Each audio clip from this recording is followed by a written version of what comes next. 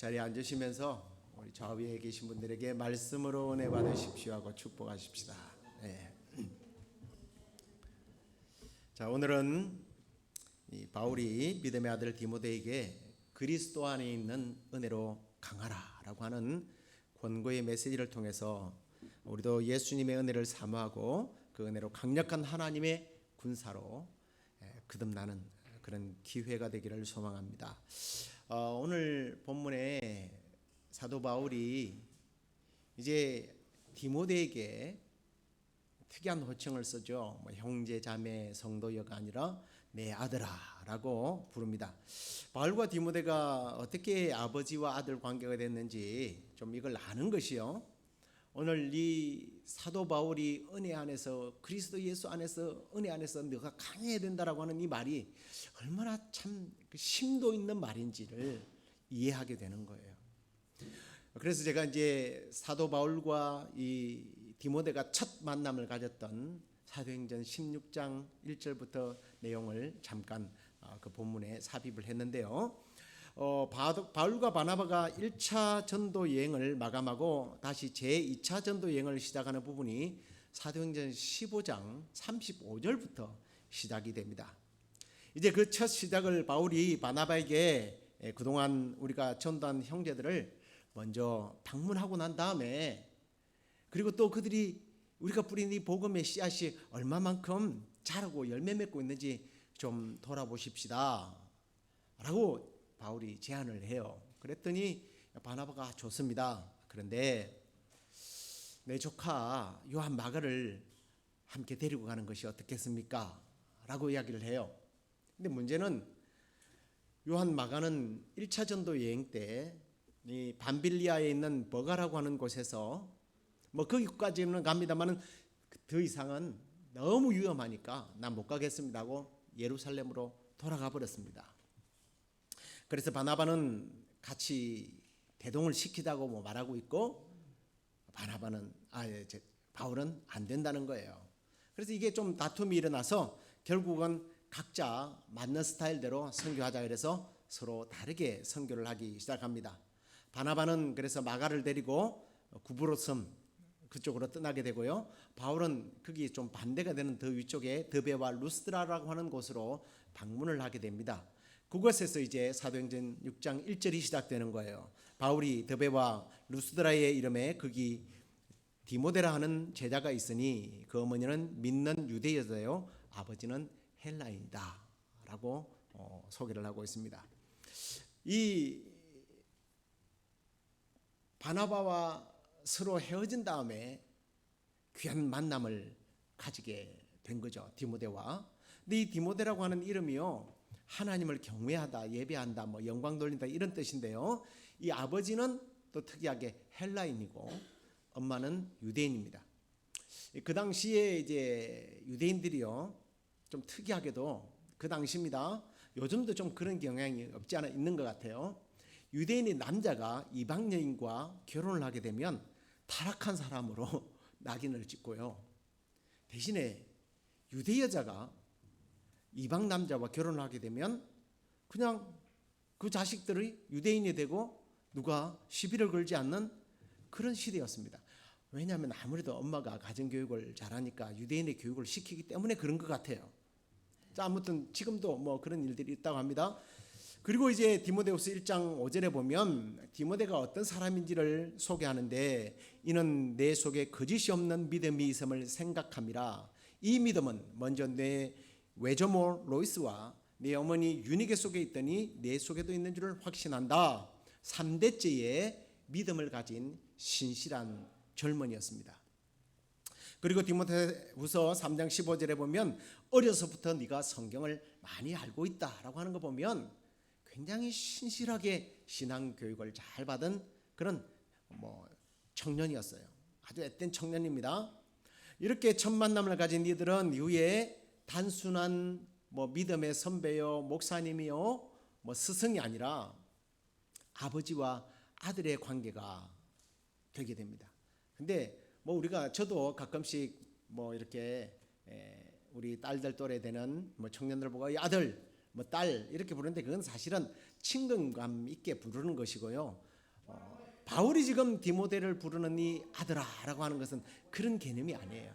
그걸 잘 이해하게 해주는 부분이 디모데전서 1장 2절과 디모데후서 1장 4절이에요. 보시면 믿음 안에서 참 아들 된 디모데에게 편지한다.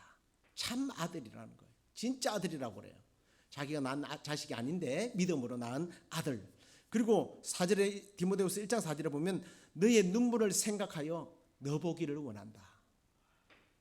서로 이 관계는요, 그냥 어쩌다가 목회자와 성도가 만나서 아들, 아버지 하는 관계가 아닌 것 같죠. 너무나 애틋한 사랑의 관계, 부자지간이라는 것을 보게 됩니다.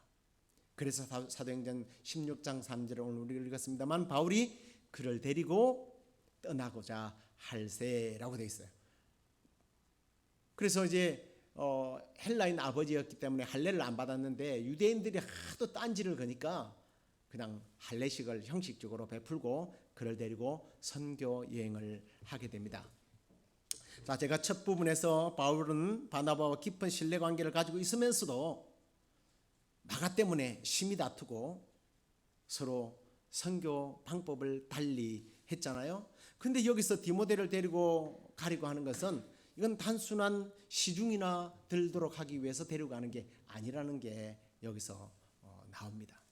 자기와 함께 생명을 바칠 수 있는, 복음을 위하여 헌신할 수 있는 사람이라는 것을 확신했기 때문에 데려가는 거예요. 그래서 바울은 믿음으로 아들 삼은 이 디모데를 훌륭한 목회자요 선교사로 하나님께 쓰임받도록 하기 위해서 그를 대동시킵니다. 책으로 배우는 것이 아니라 이 선교 여행을 따라다니면서 직접적으로 보고 현장에서 산교육을 받도록 하기 위함이죠. 바울은 결혼을 하지 않았기 때문에 자신의 대를 이을 후계자가 없었습니다. 그래서 아마 디모데를 자기의 후계자로 삼아서 하나님의 일에 쓰임받도록 하기 위해서 예수님의 12제자들을 예수님께서 이렇게 데리고 다녔던 것처럼 데리고 다닌 거예요. 그리고 그뿐만 아닐 겁니다. 좋은 일꾼으로 양성해서 복음이 중단되는 일이 없도록 복음을 확장시켜 나가겠다는 거예요.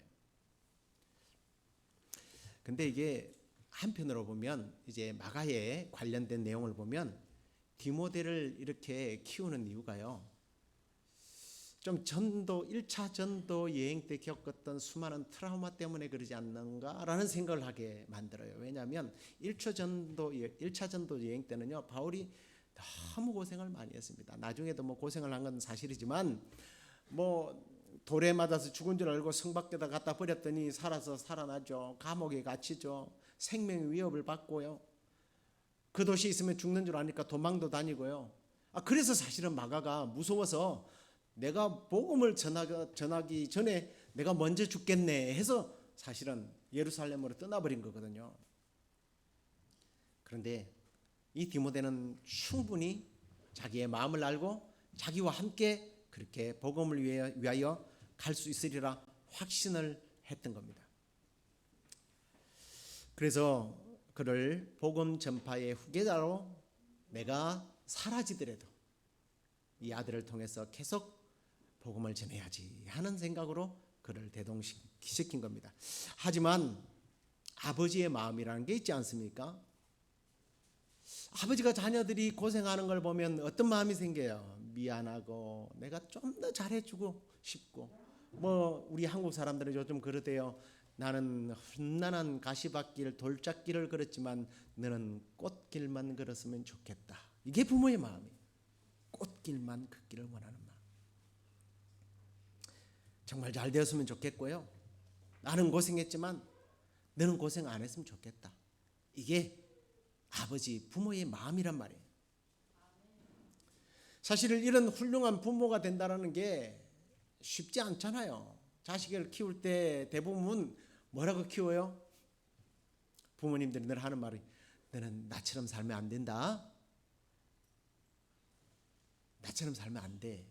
나를 본받아라는 말을 감히 못해요. 근데 바울은 얼마나 아들 디모데에게 신실하게 살았는지 그는요 디모데후서 1장 13절에 보면 너는 그리스도 예수 안에 있는 믿음과 사랑으로서 내게 들은 바를 바른 말을 본받아 지키라.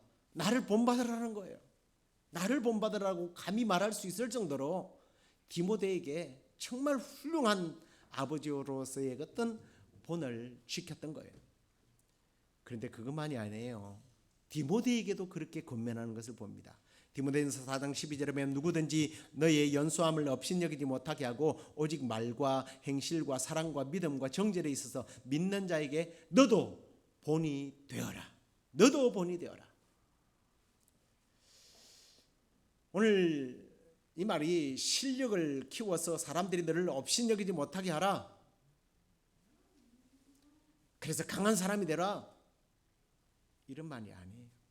말과 행실과 사랑과 믿음과 정죄를 지키면서 사람들에게 아름다운 발자취를 남기는 본이 되는 사람이 되라는 겁니다. 바울이 디모데를 아끼는 말들은요, 디모데전서, 디모데후서에 보면 막 구구절절히 나와요. 그가 건강하지 못하다는 것을 알고 너에게 권하니까 좀 가끔씩 그 포도주스를 마시면서 네 몸을 좀 생각해라. 그런 부모의 마음들이 성경에 쭉 나옵니다. 아무튼요. 그런데 오늘 이렇게 본문에서는 그 믿음의 아들에게 이런 축복의 말을 하는 거예요. 내 아들아, 그러므로 너는 그리스도 예수 안에 있는 은혜의 가운데서 강해라.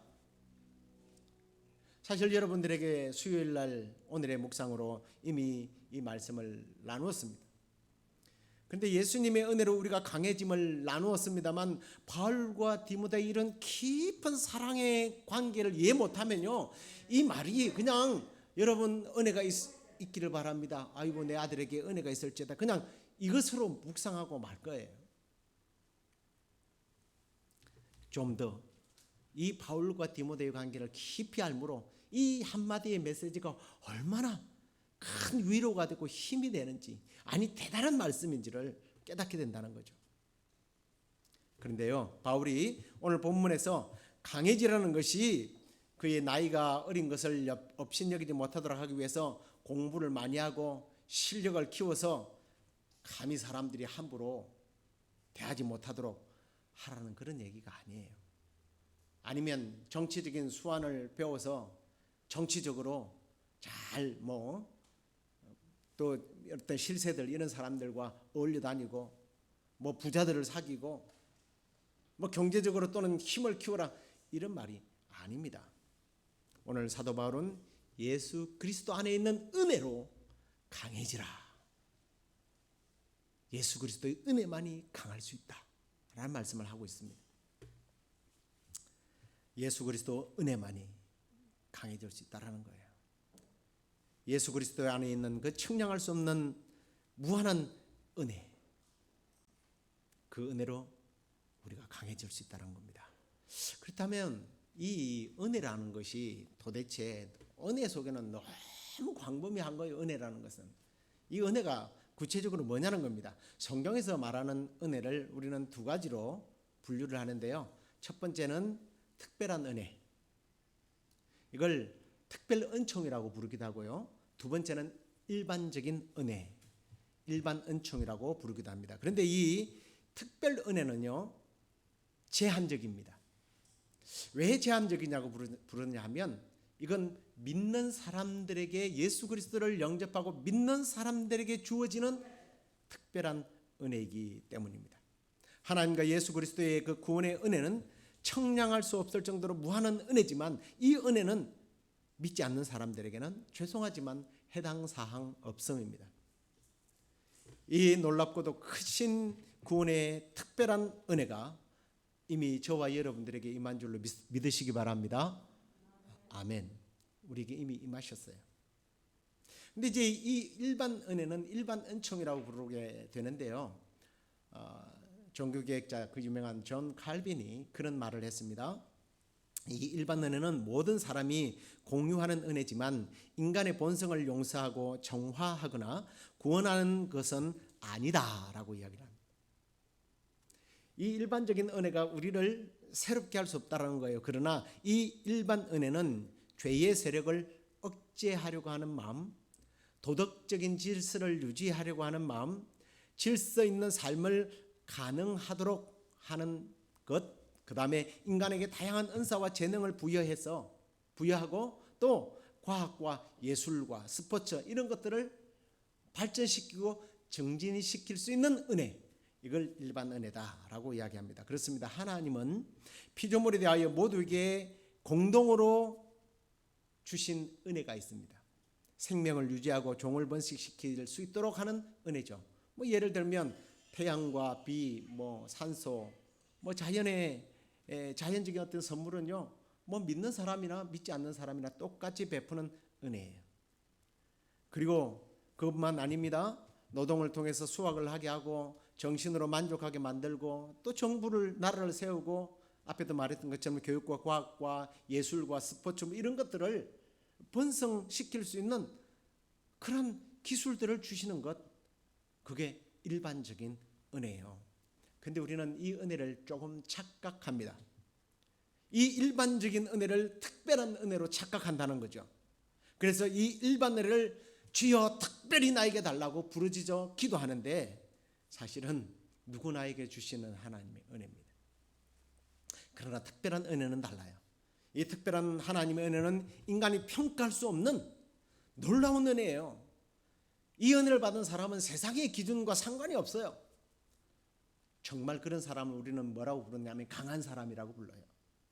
세상에 휘둘리지 않는 문화나 조건이나 상황이나 어떤 큰 자연재해나 이런 그들의 마음이 흔들리지 않는 사람들, 이런 사람은 진짜 강한 사람들이죠.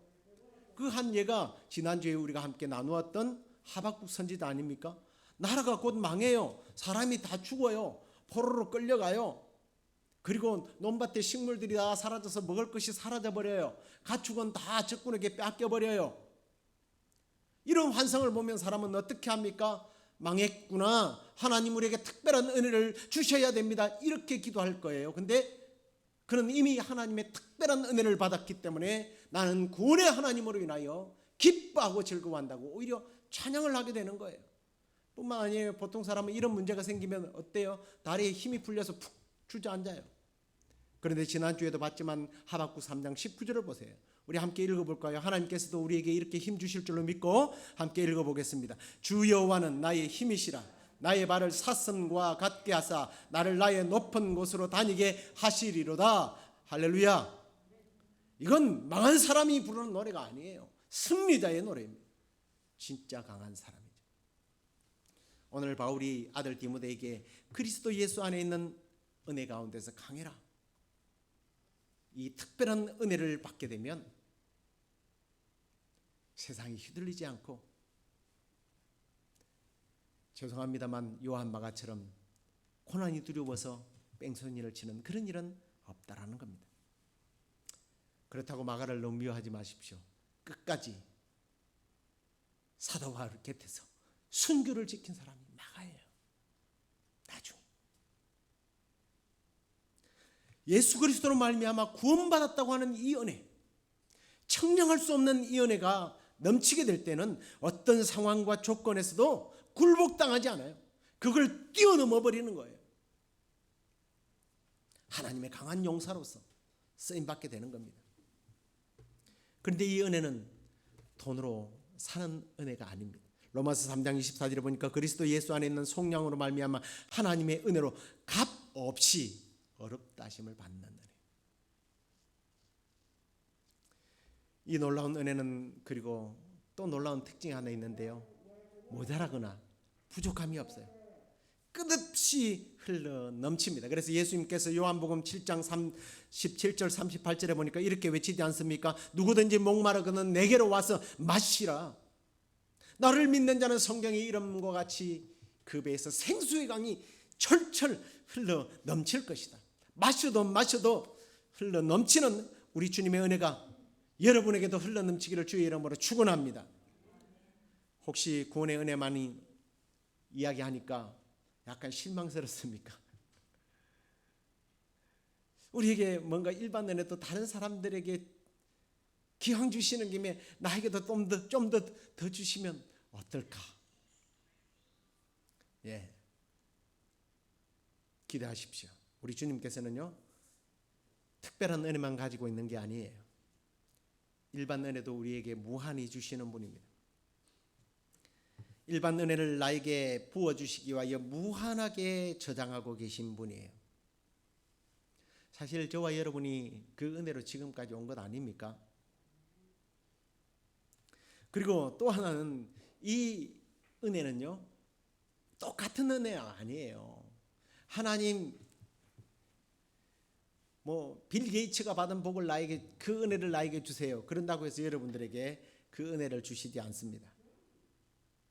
우리가 지구에 거의 70억이 다 되는 사람들이 얼굴이 다르고 지문이 다르고 홍채가 다르다고 그러잖아요. 그와 마찬가지로 우리에게 하나님 주시는 은혜는 다 달라요. 맞춤식이라는 거예요. 성경의 역사를 창세기에서 계시록까지 보세요. 똑같이 은혜를 받고 똑같이 살아간 사람은 아무도 없어요. 다 달라요. 앞에서 특별한 은혜는 믿는 사람에게만 주고 일반적인 은혜는 모든 사람에게 준다고 했지만, 성경에 보니까 이 특별 은혜를 받은 사람들에게 더 풍성히 하나님께서 주시는 것을 우리는 목격하게 됩니다. 로마서 8장 32절을 보십시오. 자기 아들을 아끼지 아니하고 우리 모든 사람을 위하여 내어주신 이건 특별 은총이에요. 특별한 하나님의 은혜예요. 그 다음에 일반 은혜입니다. 어찌 그 아들과 함께 모든 것을 우리에게 주시지 아니하겠느냐. 할렐루야. 이 약속을 믿음으로 받으시면 돼요. 우리 믿는 자들에게는 특별한 은혜를 주신 하나님께서 일반적인 은혜도 왜 안 주시겠느냐는 거예요. 뭘 아끼겠느냐는 거예요. 사랑하는 성도 여러분, 우리가 이미 예수 그리스도를 믿음으로 인하여 그분 안에 있는 특별한 은혜로 구원받았습니다. 일반 은혜와 비교할 수 없는 은혜예요. 하지만 그걸로 끝이 아니라는 것. 우리 하나님의 일반적인 은혜로 우리에게 예수님을 통해서 더 주시길 원합니다. 그래서 주님께서 먼저 그 나라와 의를 구하라. 그리하면 이 모든 것, 일반적인 은혜를 말하는 거예요, 너에게 더하여 주실 것이다. 우리가 지난주 목요일날도 나눴죠. 이 일반적인 은혜가 하나님께서 나에게 주신다는 것을 믿고 여호수아는 태양을 멈추라, 달을 멈추라고 선포할 때에 그 선포대로 태양이 멈춰서 완전한 전쟁이 승리를 거두는 모습을 우리가 성경에서 만나게 되는 거예요. 그렇게 우리는 먼저 그 나라와 의를 구한 다음 우리 하나님 주시기로 약속한 것을 우리에게 주시기를 원합니다 하고 구하게 될 때, 하나님께서는 약한 자에게 강해지는 은혜를, 부족한 자에게는 채우시고 만족케 하시는 은혜를, 병약한 자들에게는 치료하는 은혜, 염려와 근심으로 밤잠을 설치는 분들에게는 세상이 줄 수 없는 평안, 기쁨, 행복을 하나님께서 주십니다. 뿐만 아니에요. 지혜가 부족하면 구하라고 그랬어요. 후히 주시고 꾸짖지 않겠다고 하셨습니다. 우리 주님 안에는 무엇이든지 다 있습니다. 믿습니까? 이제 말씀을 맺겠습니다. 사랑하는 성도 여러분, 저와 여러분은 예수 그리스도로 말미암아 받은 놀라운 특별한 은혜가 있다라는 것을 잊지 마십시오. 그리고 거기에 그치지 않고 먼저 그 나라와 의를 구하는 사람들에게 일반적인 은혜까지 놀랍도록 주실 겁니다. 그러면 받아서 뭐 하게요? 디모데처럼 강하여져서 주님의 놀라운 은혜를 세상으로 들고 나가, 내가 받은 그 은혜를 세상에 또 흘려보내는 그런 복된 인생이 되기를, 삶이 되기를 우리 주 예수 그리스도의 이름으로 축원합니다.